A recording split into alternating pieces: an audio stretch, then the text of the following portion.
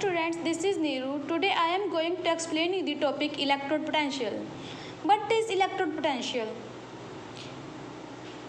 Tendency of one electrode to lose or gain electron when it is in contact with solution of its own ions. जब electrode अपने ही solution में अपने ही ion के contact में होता है तब इलेक्ट्रोड जो इलेक्ट्रॉन लॉस या इलेक्ट्रॉन गेन करेगा उसको हम बोलते हैं, उस टेंडेंसी को हम बोलते हैं इलेक्ट्रोड पोटेंशियल। इलेक्ट्रोड पोटेंशियल को हमने टू टर्म्स में फर्दर डिवाइड किया है, oxidation potential and reduction potential. अगर इलेक्ट्रोड पे ऑक्सीडेशन हो it means loss of electron हो तो ऑक्सीडेशन पोटेंशियल, अगर इलेक्ट्रोड पे रिडक्शन हो it means gain of electron हो तो reduction potential. Next topic is measurement of electrode potential. First of all hydrogen electrode और स्टैंडर्ड हाइड्रोजन इलेक्ट्रोड और normal hydrogen electrode. एक बीकर में प्लेटिनम वायर जिसके नीचे प्लेटिनम मेटालिक वायर जिसके नीचे प्लेटिनम फॉयल लगा है जिसको ब्लैक प्लेटिनम से ही पेंट किया गया है। ब्लैक प्लेटिनम से ही पेंट क्यों किया गया है इस इलेक्ट्रोड को? ताकि इसको इनर्ट बनाया जा सके। यहाँ से हम हाइड्रोजन गैस को पास कर रहे हैं, inlet of hydrogen gas. Hydrogen gas को इनलेट में 1 बार प्रेशर है, 25 डिग्री सेल्सियस टेम्परेचर है और कंसनट्रेशन 1 मोलर है। 1 bar pressure, 25 degree Celsius temperature and 1 molar concentration को हम बोलते हैं स्टैंडर्ड कंडीशन। इसलिए इस इलेक्ट्रोड का नेम भी हमने स्टैंडर्ड इलेक्ट्रोड पोटेंशियल या नॉर्मल इलेक्ट्रोड पोटेंशियल को रखा है। और इस इलेक्ट्रोड को हमने इनर्ट बनाया है ताकि इलेक्ट्रॉन के इनफ्लो और आउटफ्लो का इसके ऊपर कोई इफेक्ट ना पड़े। ये इलेक्ट्रोड एनोड की तरह भी एक्ट कर रही है और कैथोड की तरह भी। जब एनोड की तरह एक्ट करेगी तब इसके ऊपर होगी ऑक्सीडेशन। दोनों ही वोवल्स होते हैं, आप इस वे में लर्न कर सकते हो इसको। एनोड देन एक्ट एज, जब एनोड की तरह एक्ट करता है then oxidation take place, when act as cathode then reduction take place. Oxidation means होता है लॉस ऑफ इलेक्ट्रॉन और रिडक्शन होता है गेन ऑफ इलेक्ट्रॉन। जब हमने यहाँ से हाइड्रोजन गैस को पास किया 1 बार प्रेशर पे तो ऑक्सीडेशन होगा और हाइड्रोजन गैस अपने 2 इलेक्ट्रॉन को लॉस कर देगा and change into hydrogen ion plus 2 electron losses and hydrogen ion goes into solution.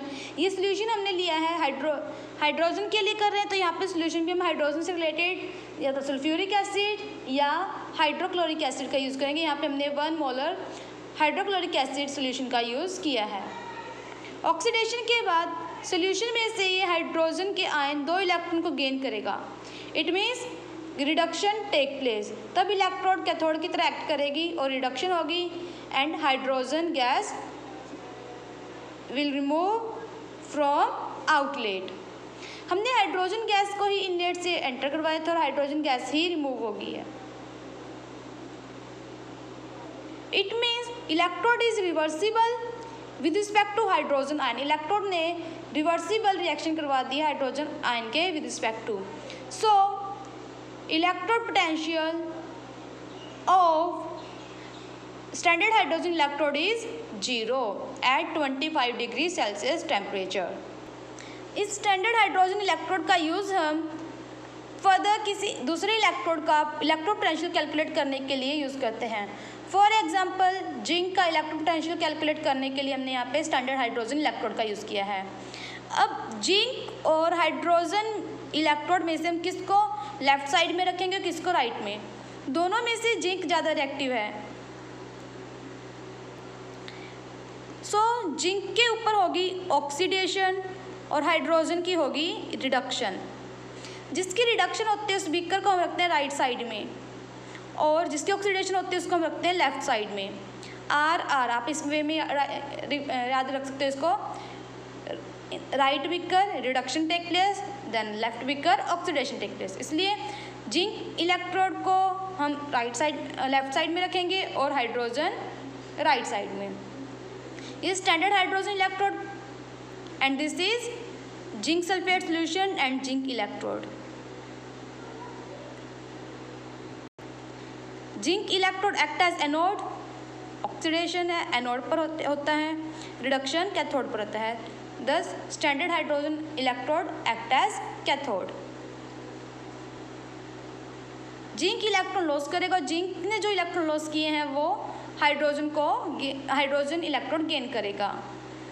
इन दोनों व्हीकल को डिफरेंट व्हीकल ने सोल्ट ब्रिज से कनेक्ट किया है और सोल्ट ब्रिज में एक पोटाशियम क्लोराइड का सोल्यूशन लिया है ताकि दोनों इलेक्ट्रोलाइटिक सोल्यूशन की न्यूट्रलिटी बनी रहे।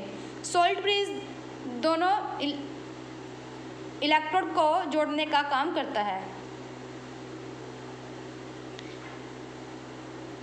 हाइड्रोजन का इलेक्ट्रोड पोटेंशियल 0 है, बट फिर भी वोल्ट मीटर में 0.76 वोल्ट की रीडिंग थी। इट मीन्स ये जो पोटेंशियल डिफरेंस क्रिएट हुआ है इलेक्ट्रोड पोटेंशियल है वो किस रीजन से है, वो जिंक के कारण से है।